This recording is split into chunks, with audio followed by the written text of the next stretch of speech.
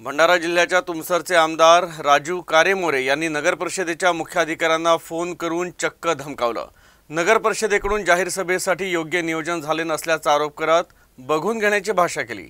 या ऑडिओची नागरिकांमध्ये मोठी चर्चा रंगली आहे। भंडारा जिल्ह्यातील तुमसर येथे राष्ट्रवादी काँग्रेस अजित पवार गट यांची जनसन्मान यात्रा पोहोचली। त्यानंतर जाहीर सभा पार पडली। या सभेमध्ये नगर परिषदेच्या वतीनं योग्य नियोजन करण्यात आलं नसल्याचा आरोप करत आमदार राजू कारमोरे यांनी नगर परिषद मुख्याधिकारी करिश्मा वैद्य यांना फोन करून धमकावलं। मी तुम्हाला निपटवून घेणार अशा भाषेत आमदार महोदय यांनी फोनवर धमकी दिली। आता हा ऑडिओ क्लिप सध्या सोशल मीडियावर चांगलाच व्हायरल होत असून जिल्ह्यात चर्चा सुरू झाली आहे। वैद्य मॅडम, तुम्ही महागाला तुम्ही बदला घेण्याची भावना ठेवून राहिल्या। काय झालं?